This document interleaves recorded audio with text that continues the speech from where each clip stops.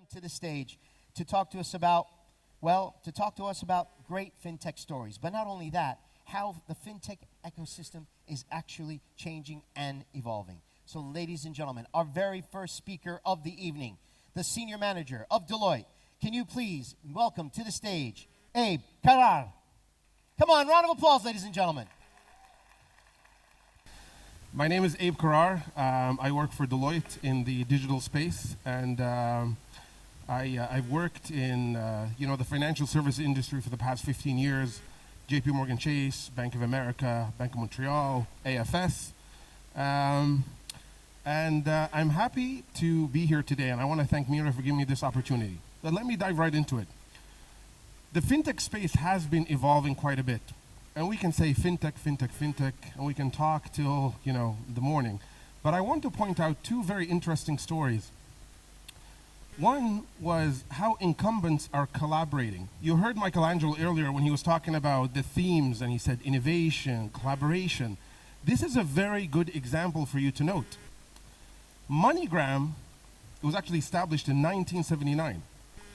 And MoneyGram is an institution that was named in 2004 the second largest money transfer provider.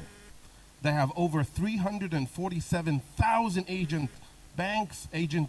offices, and they are established in over 200 countries. But look at this. The moment that the announcement went out that MoneyGram has an investment of $50 million by Ripple, the share price just soared. That day, on June 18th, it went up to $3.65. That's almost double. That actually marks the one-day high in the last decade for MoneyGram. That tells you a lot. It tells you that no longer is it about just fintechs evolving on their own or incumbents trying to build their own. It's about collaboration. And this is a great example of that. When you look at Stripe, this is the most valued startup to date.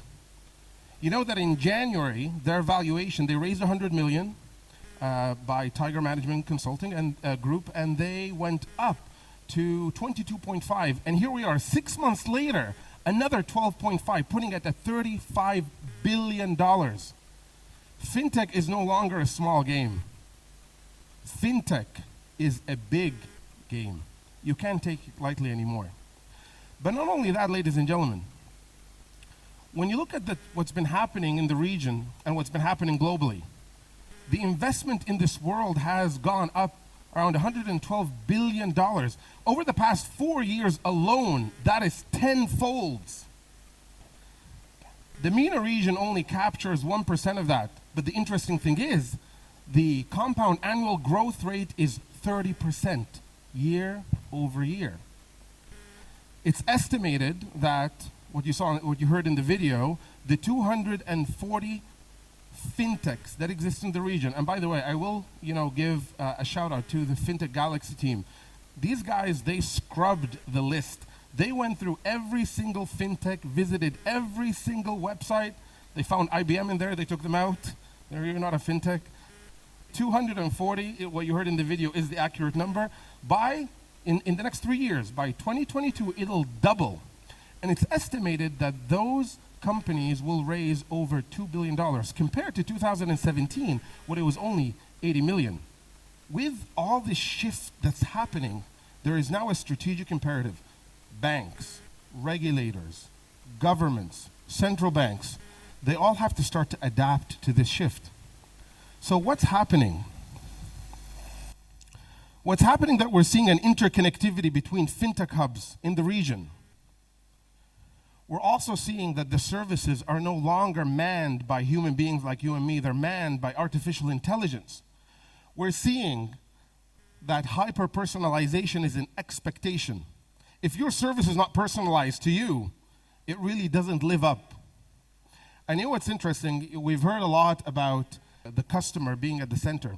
Millennials, Gen Y.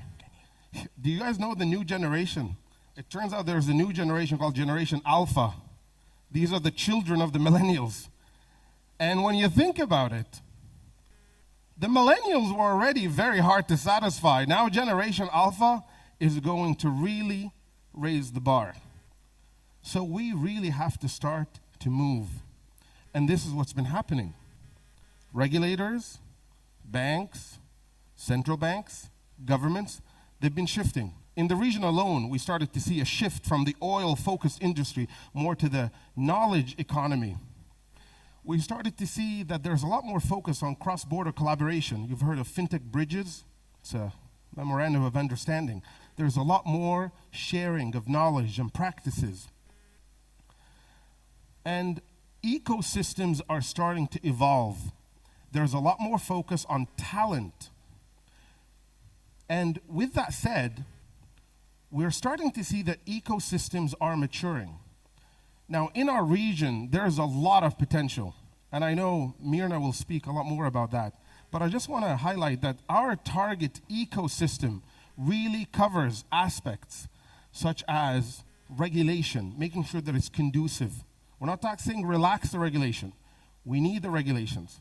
So regulations now are in place to protect, but they're conducive. They help you to innovate. We're seeing that fintech capability is becoming part of the fabric of the organization.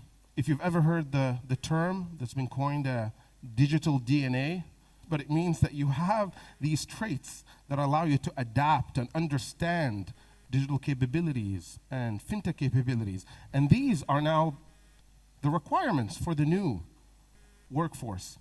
We're seeing that the fintech advisory is more mature.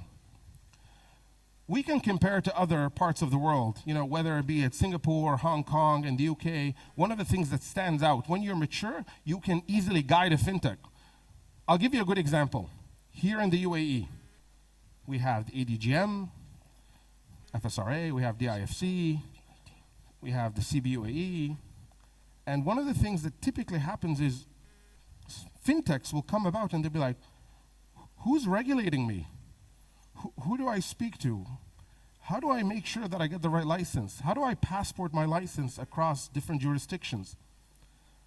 In a mature ecosystem, that becomes a capability that's built in. So, with that said, I'm going to conclude my slide with two things. One, a message for the banks. How many banks are in this room, by the way? Show of hands. Really? Just the front? All the guys in the back, you're regulators? No. Fintechs? Okay, good. There's a fintech event after all. Banks have a few paths we've witnessed. Banks could either start to build digital attackers. They have an advanced and mature strategy, so they establish their own entity. Some banks, on the other hand, they say, you know what? It's less effort, it's less hassle for me. Let me just acquire a fintech. I've seen that in Canada happen quite a bit where I'm from. On the other hand, some banks take a different approach. They start to partner up with the fintechs. They offer complementary services. They start to collaborate and diversification. Some banks, they know that the pressure is on for payments and lending, etc. So what they start to do, they use their existing technology to offer solutions to cater to the demographic and the market base that they have. Last but not least, the saying goes, if you can't beat them, you join them. So some banks have been forced to really change their business model and adapt to the new technology to make sure that the regulations are in place, and especially in some of the regions where you have different regulators to try to harmonize these regulations and provide a rule book that's easy for the fintechs to access. Another component for a mature ecosystem is really establishing open banking standards. Whether you like it or not, whether it exists in your country or not, it is coming. You're going to have to open up your bank. Pandora's box will be open. APIs will be exposed. But listen to this. It's not about API specifications. It's not about the tech team sitting in the corner and just building out what you need to build. It's actually about standards for operations, standards for customer experience. All that plays in. We're also talking about developing the rules and regulations around data privacy and protection. Think about the UK. One of the reasons why they are very mature and a very successful fintech hub is because they launched PSD2, but guess what came out on the back of that? GDPR. So we, as the MENA region, need to start thinking about regulations around privacy, data protection, consumer protection, etc. We need to start facilitating access to capital. There are many VCs, there are many organizations, but to make this healthy, okay, this is telling me that I need to get off. I'm gonna, you guys can't hear this, right? I'm gonna try to rush through the last piece. You really need to make sure that we provide very clear guidance to our organizations to help them understand where they can grow and how can they build out their capabilities. A few more things that you need to understand about the fintech ecosystem is promoting collaboration, whether internally, promoting the talent, understanding that talent is really the main ingredient. Whether you're attracting it from overseas or you're attracting it internally, working with the universities and academia. But what that offers you in the end is a mature ecosystem. But I'll conclude by saying this. Ladies and gentlemen, fintech is no longer about technology and banks. Fintech is about humanity when you think about it. Fintech is about how we collaborate and how we work together. It's really about offering services that really help us connect, that really help us cater to the needs of the society, and that really help us build an economy that will prolong and that will progress. Thank you very much. Thank you very much. A round of applause, please, for Abe. Please, one more time.